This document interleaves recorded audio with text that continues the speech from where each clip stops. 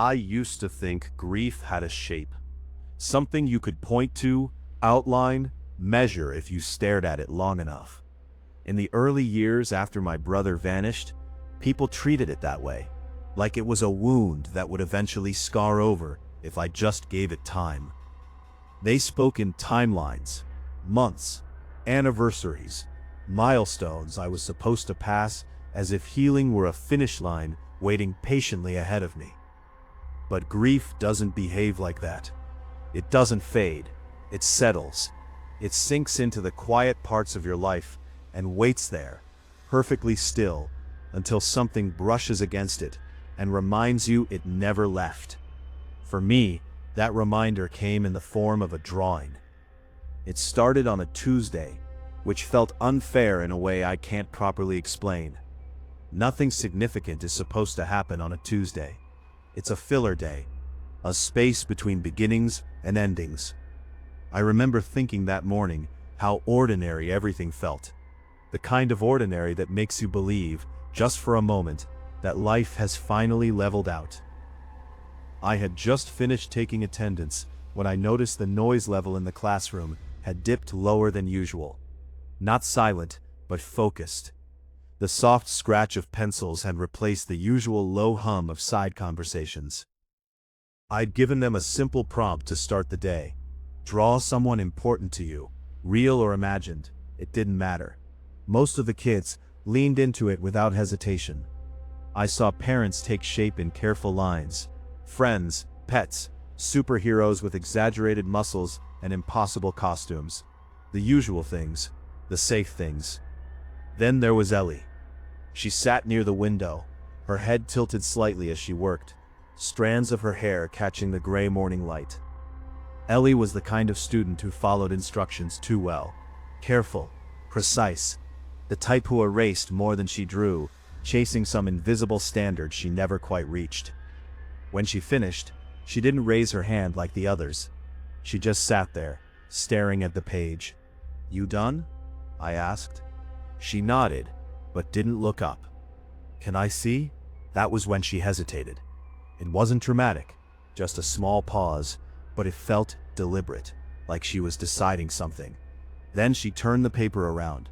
At first, I didn't understand what I was looking at. It was a boy, maybe 10 or 11, drawn in soft pencil strokes that somehow felt more detailed than anything I'd seen from her before. His expression wasn't exaggerated or cartoonish. It was subtle, real, the kind of face you don't question because it feels familiar. Too familiar. There was a small gap between his front teeth, a faint crease above his left eyebrow, and his eyes. I felt something tighten in my chest before my brain caught up. "Who is this?" I asked.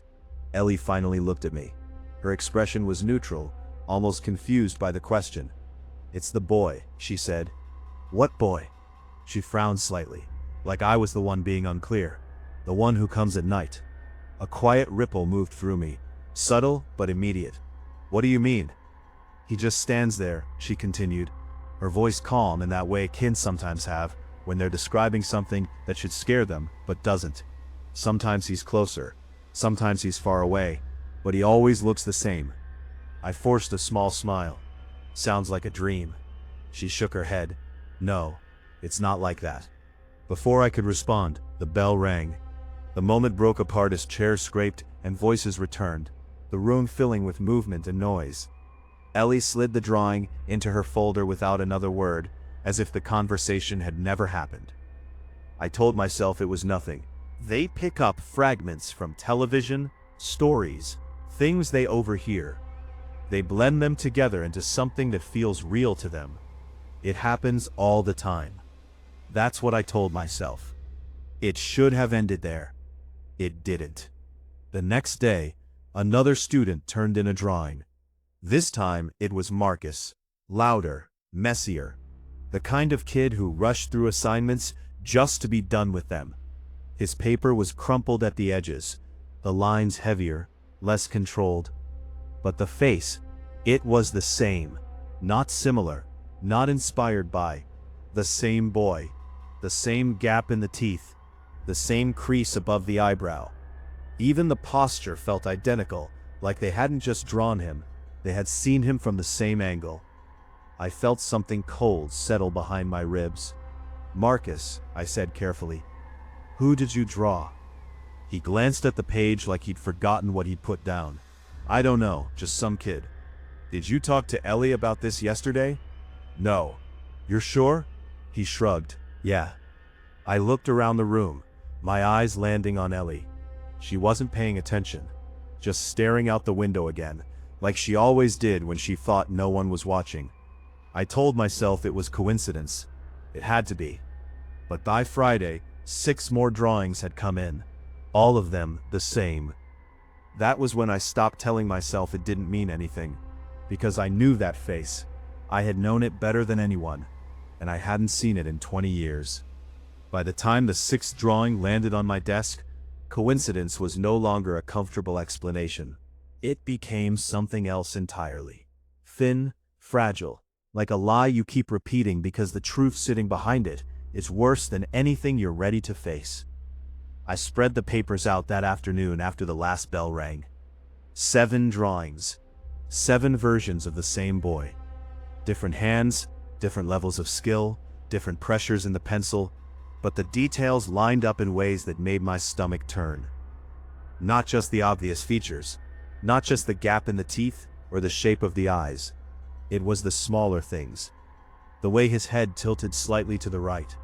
The uneven line of his hair, like someone had cut it at home and tried to fix a mistake halfway through.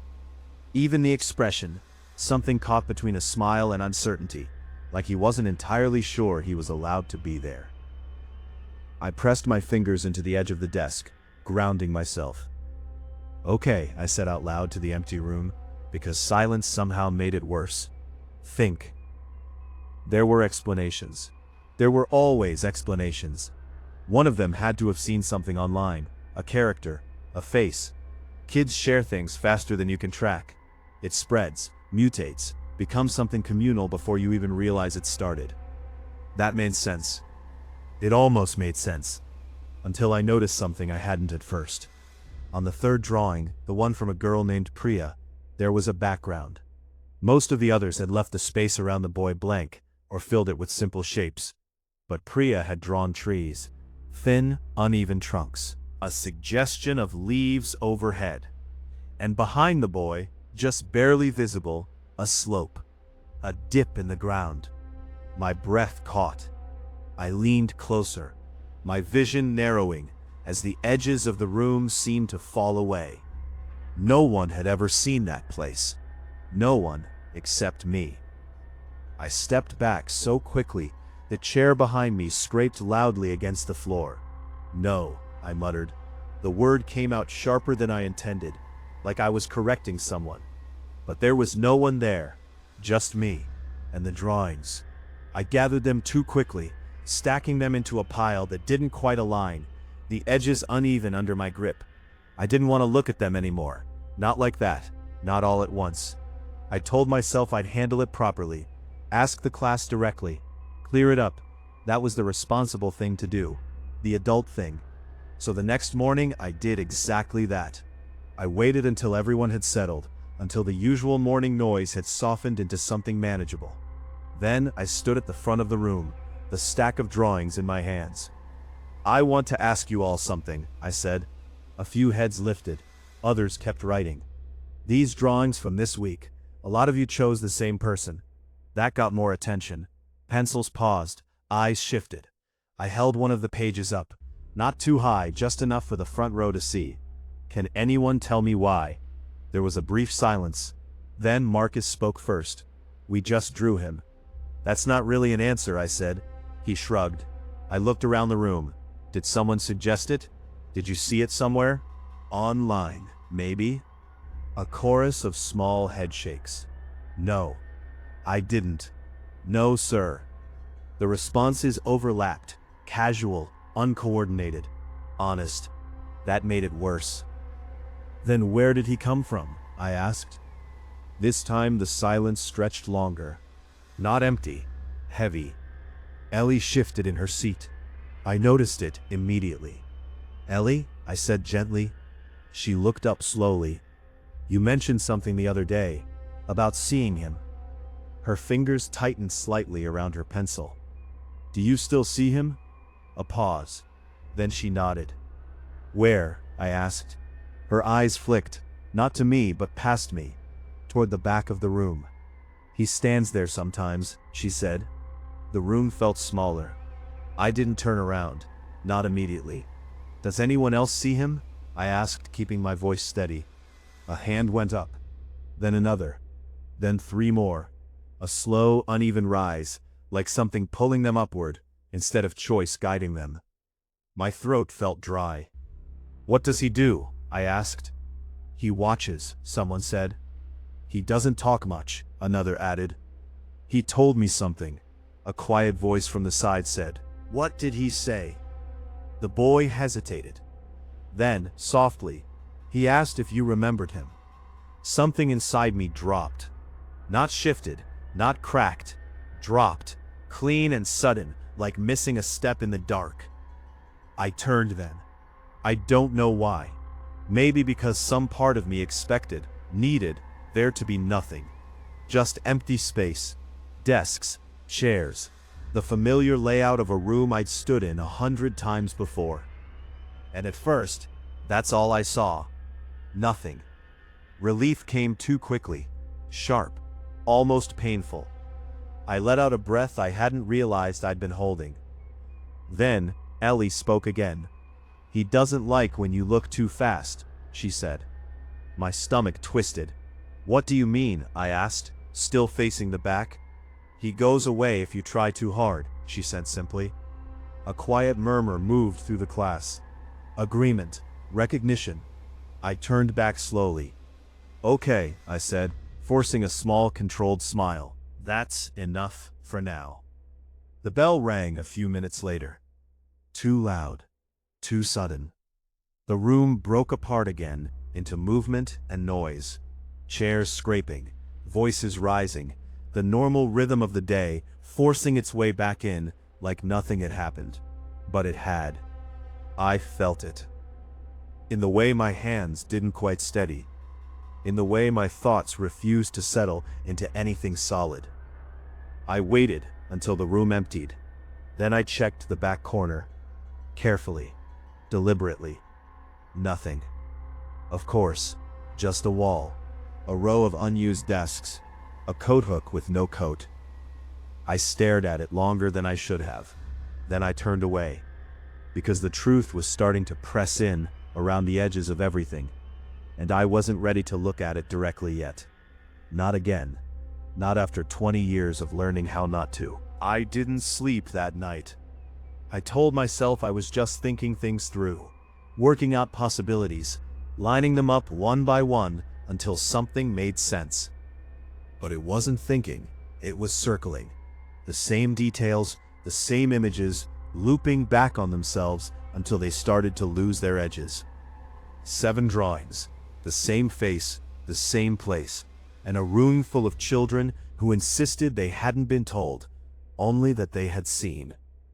Sometime around 3 in the morning, I gave up pretending rest was an option. I got out of bed, walked into the kitchen, and stood there longer than necessary, staring at nothing in particular. The silence felt different than it used to. Not empty, expectant, like it was waiting for me to acknowledge something. I didn't. Instead, I reached for my phone. There was no real plan behind it, just a vague, restless need to confirm something external, something grounded. I scrolled through old contacts until I found my mother's number. I hadn't called her in months. We weren't estranged, not officially. There had just never been a clean way back into regular conversation after everything that happened. Every attempt felt like stepping into a room where someone had paused a conversation 20 years ago and expected you to pick up mid-sentence. Still, my thumb hovered over her name. Then I pressed call. It rang longer than I expected, long enough that I almost hung up. Then she answered. "Hello?" Her voice was softer than I remembered. Thinner. "Hi," I said. A pause. "Evan?" "Yeah." Another pause, shorter this time, but heavier. "Is everything all right?" The question came too quickly. Not casual, not routine. Loaded. I leaned against the counter, pressing my fingers into the edge. I just wanted to check in. It sounded weak even to me. "I see," she said. Neither of us spoke for a moment. Then carefully, she asked, "Did something happen?" I closed my eyes. There it was, the opening I had avoided for years. And still, I stepped around it. "No," I said, "not exactly." Silence again. Then quieter. "You wouldn't call at this hour if it was nothing." She was right. She had always been right about things like that. I exhaled slowly. "Do you ever think about him?" I asked. The line didn't go dead, but it felt like it did. For a second, I thought she might hang up. Instead, when she spoke, her voice had changed. Not louder, not sharper, just stripped. "There isn't a day I don't," she said. The words landed cleanly. No hesitation, no attempt to soften them. I swallowed. "Do you ever see him?" It sounded ridiculous the moment it left my mouth. But I couldn't take it back. "What do you mean?" she asked. "In dreams," I said quickly. "Or just in your head. Like you remember him so clearly it feels like he's there." A long pause followed. "I remember him exactly as he was," she said. "That doesn't feel like seeing. It feels like holding on to something that's already gone." I nodded, even though she couldn't see it. "That's not what you meant, is it?" she added. I hesitated. Then, against my better judgment, "Some of my students have been drawing him." The silence that followed wasn't confusion. It was recognition. "How would they know what he looked like?" she asked. "I don't know," I said. "That's not an answer. I know." Her breathing shifted slightly on the other end of the line. "Evan, what aren't you telling me?" "Everything," I thought. But what I said was, "They say they've seen him." Another pause. Then, very quietly, "That's not possible." "I know." "Then it isn't him." The certainty in her voice should have helped. It didn't. "Yeah," I said. "I figured." Neither of us believed it. We ended the call a few minutes later, without resolving anything. Just a quiet, mutual retreat back into the spaces we'd been occupying for years. When I set my phone down, the kitchen felt smaller, the silence heavier. And for the first time, I noticed something I hadn't before. A faint sound. Soft, irregular, coming from somewhere behind me. I turned slowly. The back door stood closed, just as I'd left it. Locked, still. The sound came again. A light tapping. Not loud enough to startle, just enough to register. 3 taps. A pause. Then one more. My chest tightened. It was a pattern. Not random. Deliberate. I stood there, unmoving. Every part of me suddenly aware in a way that felt almost painful. The air. The faint hum of the refrigerator. The distant sound of a car passing outside. And beneath it all, that tapping. Again. 3. Pause. 1. A memory surfaced, uninvited. Late nights. A dark hallway. A smaller hand knocking gently on my door in that exact rhythm. I pushed it down immediately. "No," I said under my breath. The sound stopped. Just like that. Gone. The silence that followed felt thicker than before. I stayed where I was for a long time, waiting, listening. Nothing else came. Eventually I forced myself to move, check the door. Still locked. Nothing outside but darkness and the faint outline of the yard, stretching back toward the tree line. I didn't open it. I couldn't. Instead, I turned off the kitchen light and went back to bed. Not to sleep, just to lie there and wait for morning. Because daylight, at least, still felt like something I could trust, even if that feeling was starting to wear thin. By the time I got to school, the exhaustion had settled into something dull and constant. Not overwhelming, just present. Like a weight I couldn't quite shift off my shoulders. The classroom looked the same. Exactly the same. Rows of desks, whiteboard. The faint smell of dry erase markers and paper. Normal. I held on to that. Clung to it even. Because if this place was still normal, then maybe everything else could be explained. Maybe. The students filed in, one by one. Nothing unusual. No whispers, no tension. Just the usual morning routine unfolding the way it always did. For a moment, I let myself believe it had passed. That whatever had started this had stopped. Then Ellie walked in, and I knew immediately that it hadn't. She didn't go to her seat right away. She stopped near my desk, her expression unreadable. "I saw him again," she said. My stomach dropped. "Where?" I asked. She didn't answer right away. Instead, she pointed. Not to the back of the room, not to the window, but directly at me. "He was standing behind you," she said. I didn't turn around. Not this time. Something in me had shifted overnight, worn down past the point of reflex. The instinct to immediately disprove, to catch the lie or the misunderstanding before it could take shape, just wasn't there anymore. Instead, I stayed where I was. "Behind me," I repeated. Ellie nodded. "What was he doing?" "Looking at you," she said, like he was waiting. A faint pressure built at the base of my skull. "Waiting for what?" She hesitated. Then, quietly, "For you to tell the truth." The words didn't echo. They settled. Heavy. Final. I let out a slow breath and gestured for her to sit down. She did, without another word, like the moment had already passed for her. But it hadn't passed for me. It was still unfolding, piece by piece. The rest of the class blurred.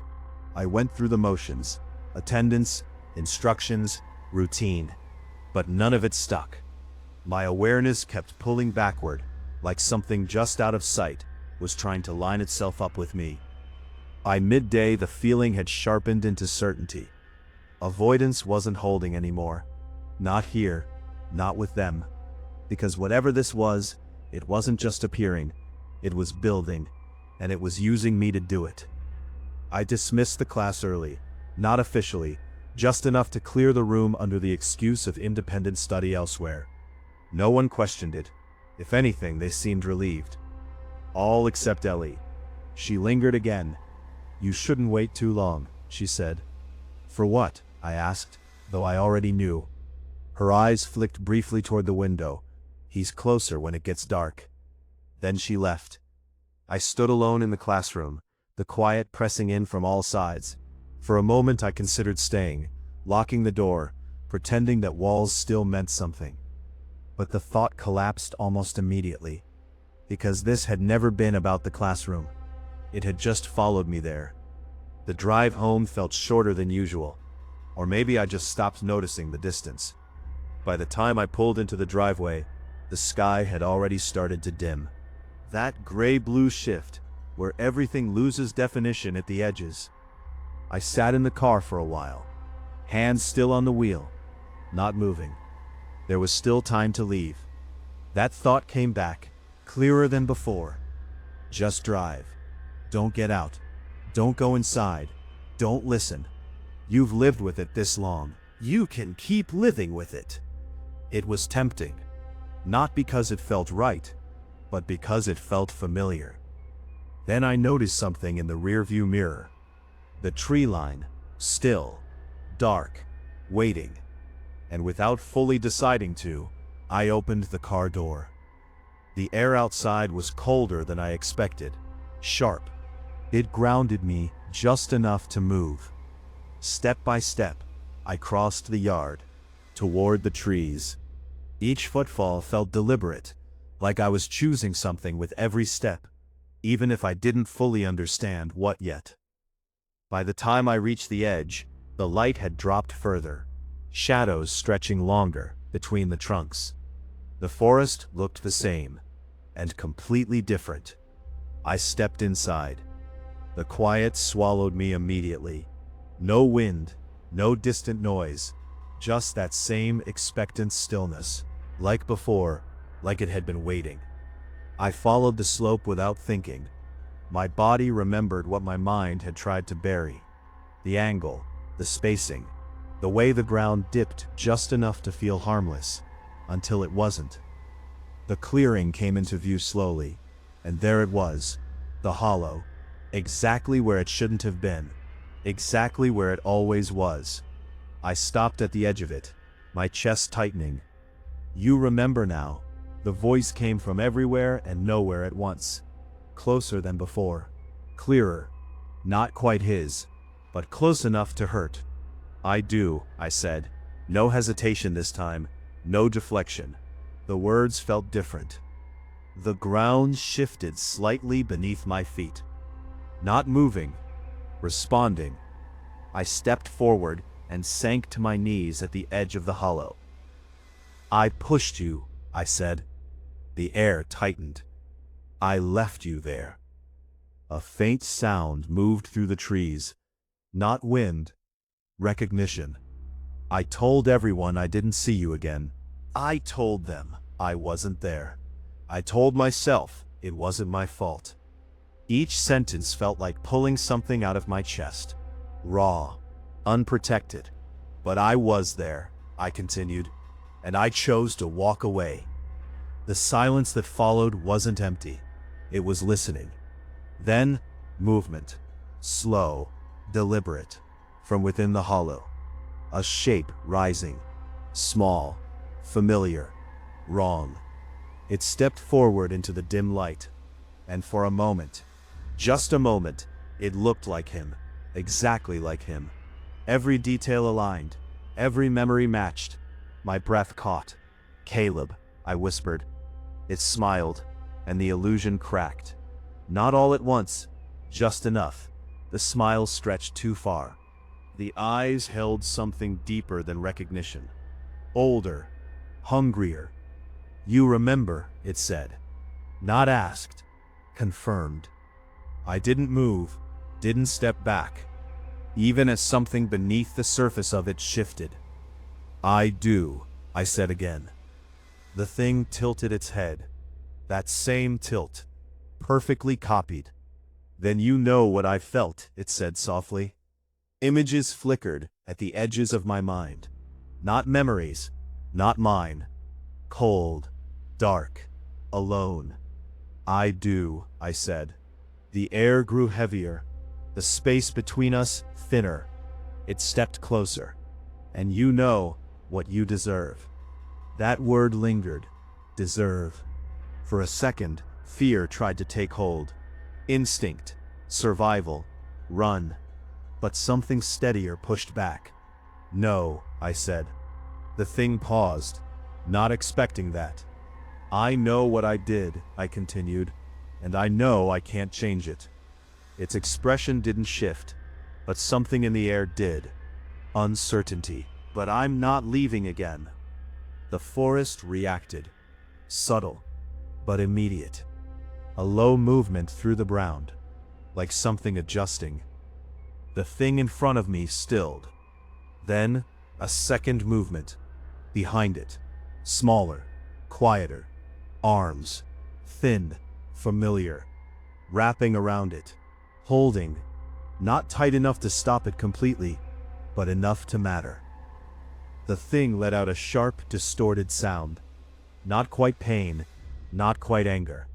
More like disruption. I saw it then. Not clearly, not fully, but enough. A shape behind the shape. A presence that didn't need to mimic anything. Go, a faint voice said. Not from the thing, from behind it, from something else. Something real. I didn't hesitate. I stood, turned, and ran. This time I didn't feel the forest closing in. It opened, paths clearing, branches pulling back, guiding, not trapping.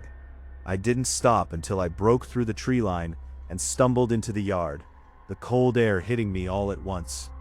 I collapsed to my knees, breath tearing through my chest. Behind me, silence. No pursuit, no movement, just distance. For a long time I stayed there, waiting for something to follow. Nothing did.